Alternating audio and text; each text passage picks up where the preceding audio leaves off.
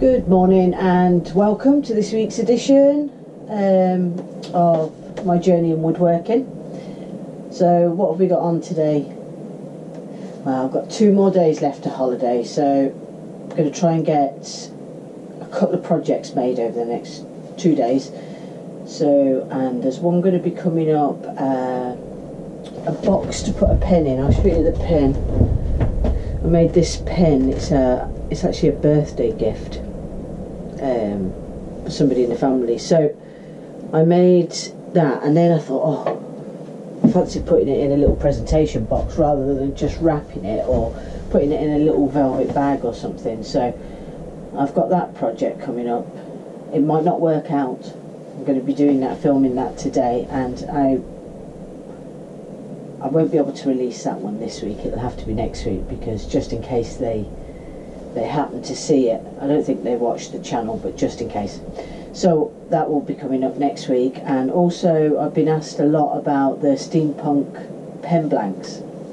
So this week's one is actually going to be the way that I make them, which is on a tight budget, because I don't have any fancy machines for bending these bits. So that'll be coming up this week. And I should be starting to film that between today and tomorrow, so it'll probably be up maybe Thursday before I get that one up. It's Tuesday today, and this will go up tonight. I was talking to you, I think last week I said about making the lamp base. So this is the lamp base here, in the bin that I stole from the bathroom that my daughter wasn't that happy about, but oh, boo-hoo. So that's it ready. I think there's about 700 pencils in here. The next part that I need to do now is start filling it with resin. I'm going to do it in stages, because I want to try and drop the resin into it, because it's just to glue the pencils, the resin. So it'll need to be done in dribs and drabs, so that I can make sure that as many pencils as possible are glued together. And I don't want to fill that bin with resin, because it would take an awful lot of resin, and that would be very expensive. And somebody's asked me to make this, and it's already very expensive, so I want to try and keep the cost down as much as possible. So it might not even work out, but hey ho, here goes us trying it. So I shall start filling that with resin this week. When it does come to me doing that, I will do a time lapse of me chomping my way through it to try and make a lamp. I've actually already put the hole down through the centre. I did that the other day, and I glued a block of wood in the centre for that. But anyway, I'll explain more about that as that happens. Also this week I follow Martin Saban Smith. I follow his channel, and he uses quite a lot of colouring in his lathe work. Now, I'm new to the lathe, so I'm still trying to work out what tools I should be using. So, I mean, I try not to film too much of what I'm doing on the lathe, because my technique is so appalling. But the pencil project uses both. It's bandsaw and lathe,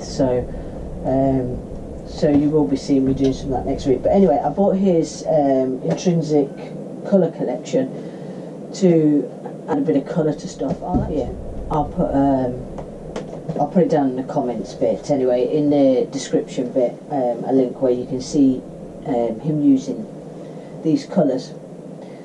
So I'm going to be experimenting with that over the next couple of weeks, and I've bought some bits and pieces to try it on. Ideally it would be in the bottom of boxes, because obviously I want to make boxes on the lathe, and I'm sort of thinking having some colour coming up from the bottom, and then natural wood at the tops, using quite I think it's the sycamore is quite a plain wood, so I was thinking of maybe using it in some of that. But anyway, that'll be coming up in the future. I've not really tried any of the Hampshire Sheen products, but I got some of his beeline wax for nothing other than postage, so I should be testing that out as well over the next couple of weeks. So I don't get sent any of these things. I pay for all these things, by the way. I'm not sponsored by any of these people to promote them or anything like that. What you hear from me will be exactly just my opinion on what I think about the products as an amateur learner.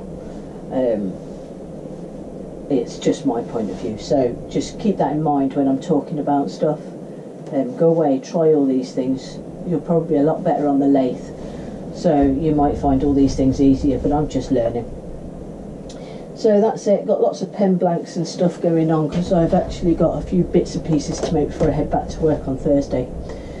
So that's it really for this week. As you can see, it's coming along at the back here. I've managed to get some shelving up in a little bit more organised. This piece here, can you see in the video? Yeah. I'm actually going to cut my logo out. Now obviously you know I have the X-carve, but the X-carve is sitting on the dining room table at the minute, so it cannot be used for cutting anything. And I don't have anywhere to put it that I could set it up. So I'm actually thinking of hand cutting with a router my logo for the back.